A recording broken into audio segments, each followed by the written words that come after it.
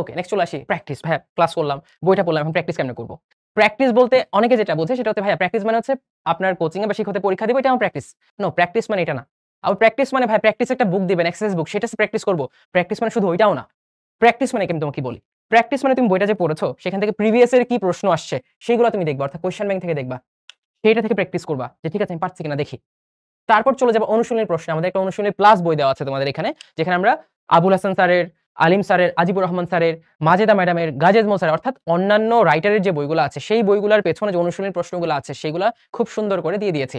এবং আমরা বইটা এমনভাবে ডিজাইন করেছি তুমি দেখবা মডেল টেস্ট আকারে আছে। অর্থাৎ তোমার প্রশ্নের নিচে, নিচে আনসার না। প্রশ্নগুলো দেওয়া তারপর বক্স আকারে নিচে আনসারগুলো দেওয়া। সো তুমি ইজিলি কিন্তু প্র্যাকটিস করতে পারবা। পেন্সিল দিয়ে দাগাইলা তারপর উত্তরগুলো মিলায় দেখলা। ঠিক আছে? সো প্র্যাকটিস বললে প্রথমেই আসবে কোয়েশ্চেন ব্যাংক প্র্যাকটিস, অনুশীলনী প্রশ্ন প্র্যাকটিস। তারপর হচ্ছে এক্সাম এবং এক্সারসাইজ বুক। তুমি এগুলো প্র্যাকটিস করে এক্সামে চলে যাবে। এক্সাম দিবে আমাদের ডেইলি টেস্ট। এক্সাম দেওয়ার পর এটা একটা প্র্যাকটিস হলো, তারপর এক্সারসাইজ বুকে যাবা। এখন কেন বললাম তারপর এক্সারসাইজ বুকে যাও?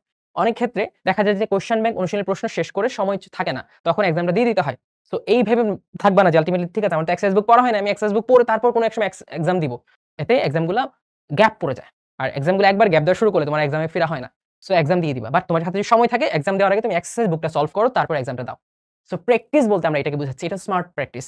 আগে কোয়েশ্চেন ব্যাংক প্র্যাকটিস করতে হবে, অনুশীলনী প্রশ্ন প্র্যাকটিস করতে হবে। তারপর সময় থাকলে এক্সারসাইজ বুকের যে আমাদের মডেল টেস্ট আকারে দেওয়া আছে সেটা প্র্যাকটিস করতে হবে। আমাদের মেডি প্র্যাকটিস সিরিজ আছে দেখবা, আমাদের মেডি প্র্যাকটিস সিরিজ। ঠিক আছে? অনেক সুন্দর, সুন্দর নাম দিয়েছি। বায়োবিট, কেমিস্ট্রি কম্পেনিয়ন এটসেট্রা। সো ওইখান থেকে প্র্যাকটিস করবা মডেল টেস্ট আকারে, টপিক আকারে। তারপর তুমি এক্সামটা দিবা।